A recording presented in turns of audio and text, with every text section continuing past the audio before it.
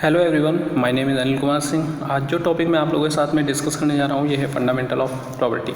Probability वैसे तो बहुत ज़्यादा वाइड टॉपिक है और ये जितना ज़्यादा साइंस के स्टूडेंट के लिए इम्पॉर्टेंट है उतना ही ये कॉमर्स के स्टूडेंट के लिए भी इम्पॉर्टेंट है।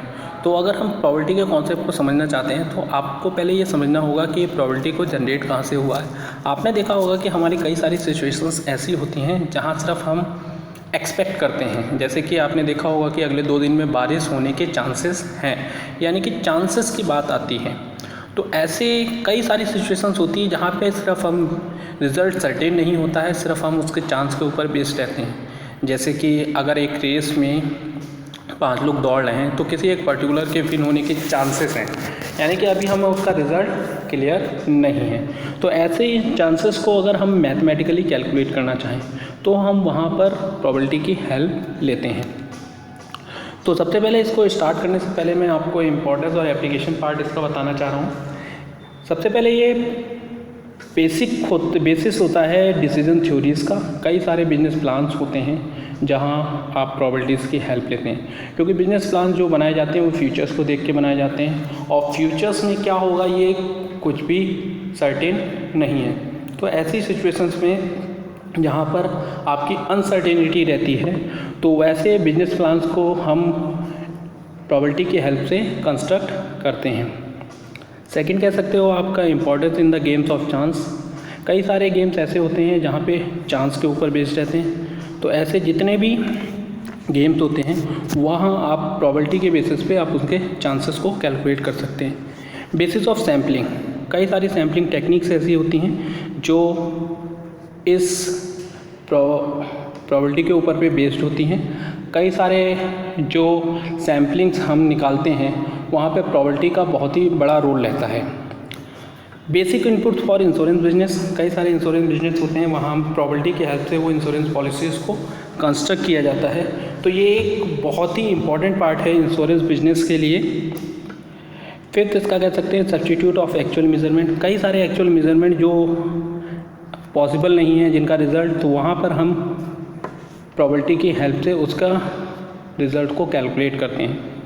Application to real life situations, मैंने आपको बताया कई सारी रियल लाइफ सिचुएशंस ऐसी होती हैं जहाँ चांसेस को अगर आपको कैलकुलेट करना है तो आप प्रोबेबिलिटीज़ की हेल्प लेते हैं।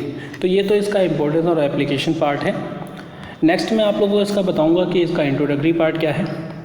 कि प्रोबेबिलिटी को अगर आप डेफिनेशंस, अगर आप डिक्शनरी मीनिंग से बात करते हैं तो probability is likely tough not certain to occur होता है, लेकिन अगर आप उसको सिंपल लैंग्वेज में समझना चाहते हैं तो एक तरीके से न्यूमेरिकल एक्सप्रेशन होता है किसी इवेंट के होने या ना होने का, अगर आप उसको मैथमेटिकली कैलकुलेट करना चाहते हैं। ठीक है, मैथमेटिकली अगर आप किसी इवेंट की अगर आप प्रोबेबिलिटी निकालना चाहते हैं तो प्रोबेबिलिटी उसके नंबर ऑफ फेवरेबल इवेंट्स और total number of likely events का रेशियो के इक्वल होता है। अब मैं इसका थोड़ा सा फंडामेंटल कॉन्सेप्ट के बारे में थोड़ा सा बताना चाहता हूँ। सबसे पहले हम बात करते हैं रैंडम एक्सपेरिमेंट। रैंडम एक्सपेरिमेंट आपका एक तरह का एक्सपेरिमेंट है कि अगर होमोजीनियस कंडीशंस में अगर मैं किसी इवेंट को बार बार रिपीटेड कंडक्ट कराता हूँ तो उसमें हर बार पॉसिबल आउटकम चाहे आपके चेंज हो जाएं, लेकिन उन पॉसिबल आउटकम्स के आने के जो चांसेस हैं वो आपके इक्वल है। जैसे अगर मैं एक डाइस को थ्रो करता हूँ तो उसमें 1 से लेकर 6 तक आने के जो चांसेस हैं वो एक बार में जितने होंगे वही अगर मैं दोबारा उस डाइस को थ्रो करता हूँ तो भी मेरे चांसेस, नंबर ऑफ़ चांसेस उतना ही रहे।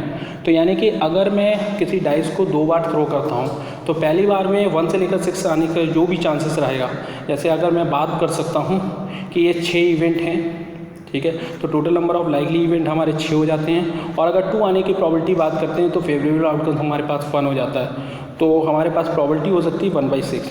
तो हर एक नंबर के आने की प्रोबेबिलिटी 1/6 रहेगी।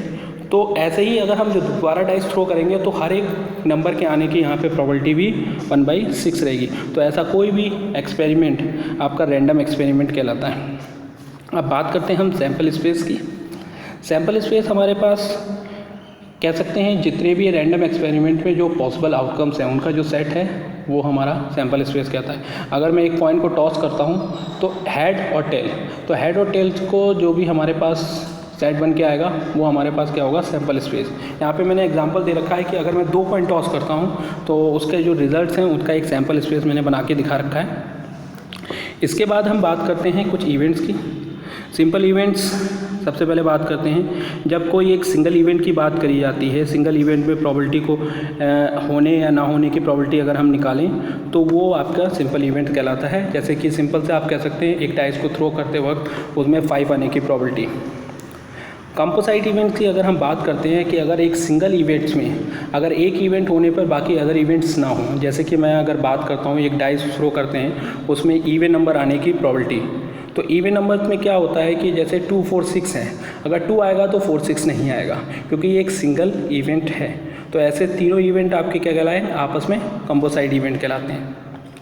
नेक्स्ट अगर हम बात करते हैं कंपाउंड इवेंट की। कंपाउंड इवेंट आपके क्या रहते हैं कि जब 2 या 2 से ज़्यादा इवेंट एक ही टाइम पे कंडक्ट होते हैं तो वो आपके इवेंट्स आपस में कंपाउंड इवेंट कहलाते हैं। सॉरी फॉर इंटरप्रेट, ठीक है। कंपाउंड इवेंट में मैंने जैसे बताया कि अगर आप 2 से ज़्यादा इवेंट्स को एक साथ कंडक्ट कराते हैं, जैसे कि अगर हमने 2 डाइस को रोल कर दिया तो या अगर 2 डाइस को एक साथ में थ्रो किया तो ये दोनों इवेंट्स का जो प्रोबेबिलिटीज़ को अगर हम कैलकुलेट करेंगे, ये दोनों इवेंट्स आपके कंपाउंड इवेंट कहलाते हैं। इसके बाद हम बात करते हैं इंडिपेंडेंट इवेंट्स की। कोई भी इवेंट आपके इंडिपेंडेंट तब कहलाते हैं कि जब उनके होने या नहीं होने से दूसरे इवेंट पे कोई भी फ़र्क ना पड़े।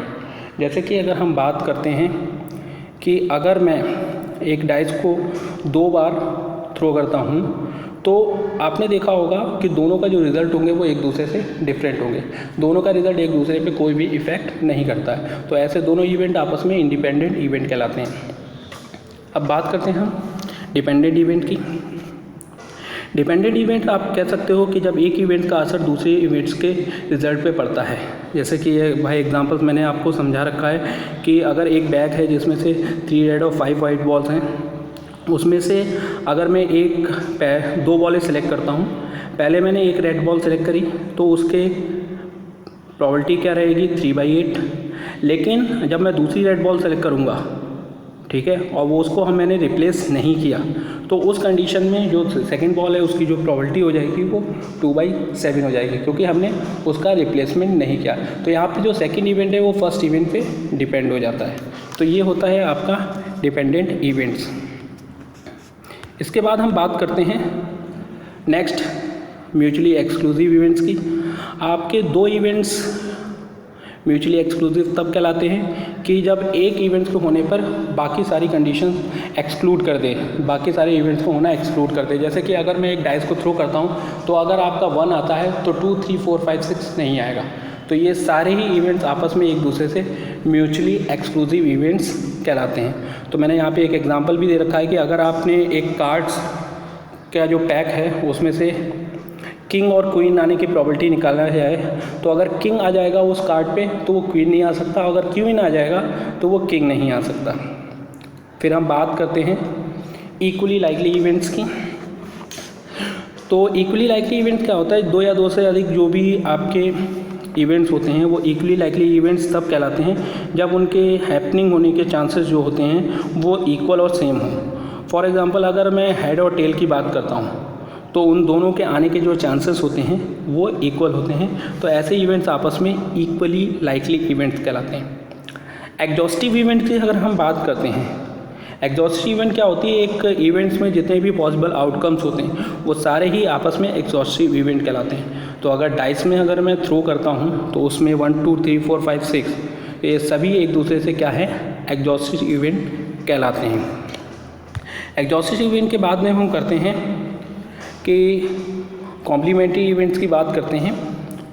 कॉम्प्लीमेंट्री इवेंट्स आपके क्या होते हैं, 2 या 2 से अधिक इवेंट्स आपके कॉम्प्लीमेंट्री इवेंट्स तब कहलाते हैं कि जब एक इवेंट्स को अगर हम हो रहे हैं और उसकी इवेंट्स ना होने की प्रोबेबिलिटी, जैसे अगर मैं एक बार एक कॉइन टॉस करता हूँ उसमें हेड आने की प्रोबेबिलिटी और हेड ना आने की प्रोबेबिलिटी, यानी कि अगर हेड आ जाएगा तो हेड नहीं आना वाली कंडीशंस नहीं होती है कि यानी कि अगर एक इवेंट होता है तो दूसरा इवेंट यहाँ पे नहीं हो रहा है, तो ऐसे इवेंट्स एक दूसरे से कॉम्प्लीमेंट्री कहलाते हैं। जैसे अगर मैं एक कॉइन को टॉस कर रहा हूँ, यहाँ पे मैंने एग्जांपल भी दे रखा है, हेड के आने की प्रोबेबिलिटी और हेड को नहीं आने की प्रोबेबिलिटी एक दूसरे से कॉम्प्लीमेंट्री सेट कहलाते हैं। ठीक है, अब बात करते हैं हम श्योर इवेंट्स की। श्योर इवेंट्स आपके वो इवेंट्स हैं जहाँ पर आपका श्योरली होनी होने, अगर मैं डाइस को थ्रो करता हूँ 1 से लेकर 6 तक आपका नंबर आना ही आना है, 1 से लेकर 2, 1, 2, 3, 4, 5 से कोई भी एक इवेंट आएगा, तो ये सारे इवेंट्स आपके क्या कहलाते हैं? Sure events. इसके बाद हम बात करते हैं इम्पॉसिबल इवेंट्स की। इम्पॉसिबल इवेंट्स आपके वो इवेंट्स होते हैं जो सैम्पल स्पेस में कवर्ड नहीं होते हैं। जैसे कि अगर मैं एक डाइस को थ्रो करता हूँ, अगर मैं 7 को एक्सपेक्ट करता हूँ तो 7 हमारे डाइस में होता ही नहीं है, तो ऐसे इवेंट्स आपके इम्पॉसिबल इवेंट्स कहलाते हैं। तो ये तो था आपका बेसिक फंडामेंटल्स। होप आप लोगों को थोड़ा सा इसके बेसिक कॉन्सेप्ट क्लियर हुए होंगे। नेक्स्ट स्लाइड में मैं आपको बताऊंगा नेक्स्ट प्रेजेंटेशंस में कि इसके आगे के जो प्रोबेबिलिटी की थ्योरम्स हैं। तो अब के लिए थैंक यू।